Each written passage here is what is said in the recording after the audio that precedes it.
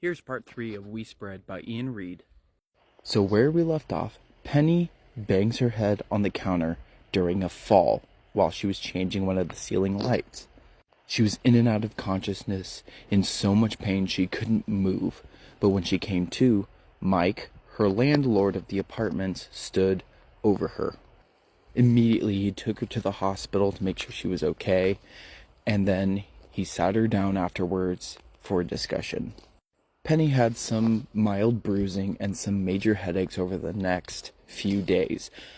But Mike let her know that, hey, after this fall, you really scared me. I don't think you should be living alone. Penny was a fiercely independent woman after all of these years, and she's like, I've lived by myself for the last decade and a half. I think I'll be fine. What do you mean I shouldn't be living alone?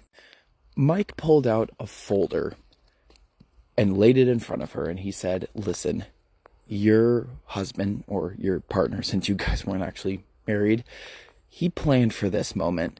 He prepared everything, and I think it's time that you go to a home where you can be watched, 24/7, but you still have independence, and you'll be taken care of. And listen, there was already a down payment placed. You have the option to go this week, today, but I think it should happen really soon. Penny was taken aback. She's like, I don't know what you're talking about.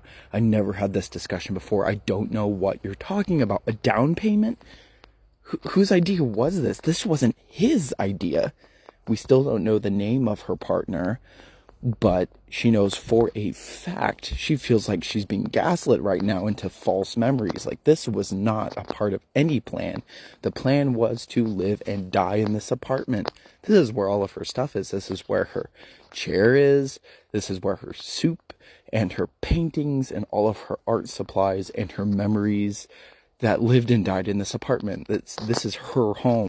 But Mike was very forthcoming. He's like, listen, you're going, whether you like it or not. I know you're independent and this is your place, but I don't feel comfortable with you living alone after this fall. So after Penny was at the hospital, Mike was driving her home, and this is where they were having the conversation of going to this nursing home. They didn't even go back to her apartment at all. He immediately, as Mike was telling her about this plan, this down payment, this nursing home for elderly people, he drove her directly to this place. Penny asked him repeatedly, where are we going? This isn't the direction of our apartment. I don't want to go anywhere. I just want to go home and sit in my chair. I'm fine. Really, look, I can walk. But they drove up to this forested, large mansion. This huge, old Victorian-looking building in the middle of trees along a ridge top. It was gorgeous, but she was pissed.